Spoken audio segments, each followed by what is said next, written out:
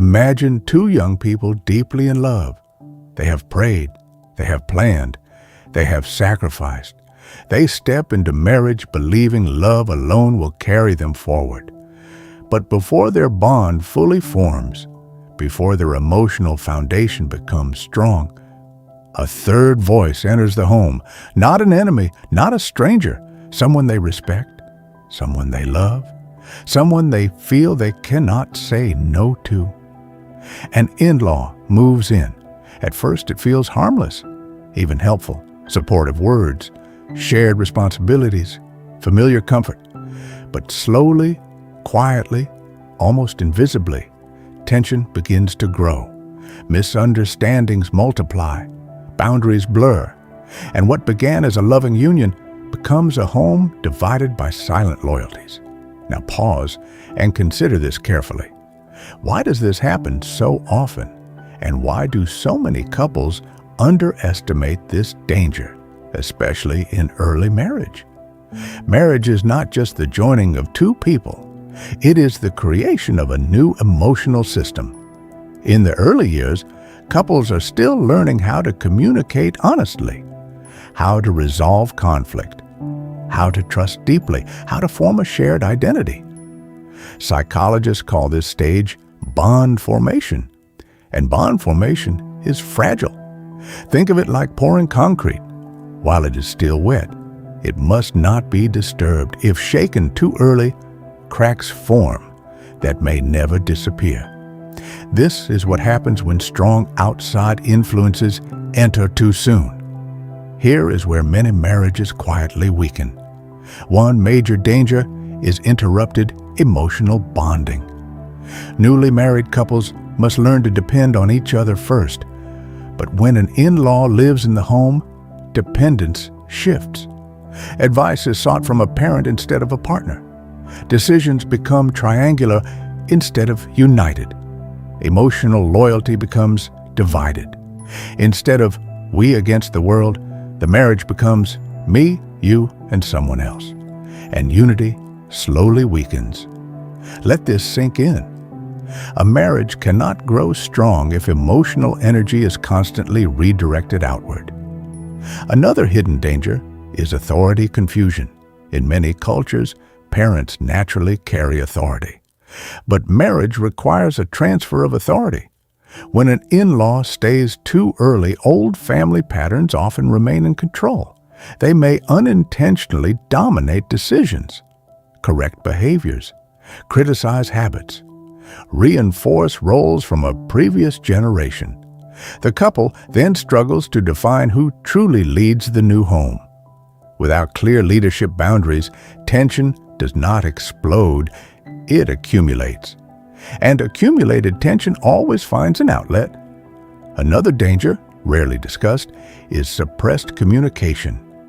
When in-laws live with newlyweds, couples often stop speaking freely. They avoid difficult conversations, they silence frustrations, they fear appearing disrespectful. Small issues remain unresolved, and unresolved issues do not disappear. They grow. But perhaps the deepest danger is divided loyalty. Every married person eventually faces a silent psychological question. Who comes first now? My spouse or my family of origin? This is not a question of love, it is a question of priority. If this shift does not happen clearly, the marriage suffers. Because no spouse wants to feel secondary. No one wants to feel emotionally replaced. When an in-law lives with a couple too early, this loyalty conflict becomes constant. The spouse may feel unheard, overshadowed, emotionally abandoned. Intimacy slowly erodes. Now here's something important. Most in-laws do not intend harm. They come to help, to support financially, to assist with household tasks, to offer wisdom. But good intentions cannot replace healthy boundaries. Marriage is not only about support, it is also about independence, and independence cannot grow under constant supervision. There are situations where accommodating in-laws becomes unavoidable. Financial hardship, Illness, caregiving responsibilities, cultural expectations, emergencies. But even in these situations, success depends on one thing: boundaries. Without boundaries, love turns into pressure. Healthy couples who navigate this successfully always establish unity first. They agree privately that their marriage comes first, that decisions are made together, that emotional protection is mutual. Their unity becomes stronger than any outside influence. They define roles clearly: household authority, financial responsibility, privacy expectations, decision-making limits. Clarity prevents resentment. Most importantly, they protect emotional privacy. Every marriage needs a private emotional space. Some conversations must remain between husband and wife alone. Without privacy, intimacy cannot survive. At its deepest level, this issue is not really about in-laws. It is about emotional maturity.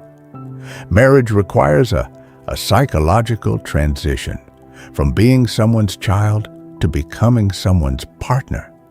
If this transition is incomplete, external influence easily disrupts the marriage. But when the transition is clear, something powerful happens. Respect for parents remains strong, but the marital bond becomes the highest priority. A house may be built by many hands, but a marriage is protected by two hearts standing as one. In-laws can be a blessing.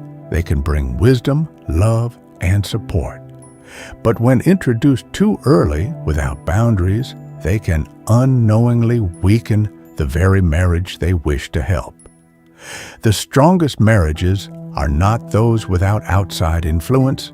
They are the ones where the couple first built an unshakable emotional foundation. So the real question is not whether a couple should accommodate an in-law. The real question is this: have they built their unity strong enough to protect their marriage? Because relationships are rarely destroyed by one big event.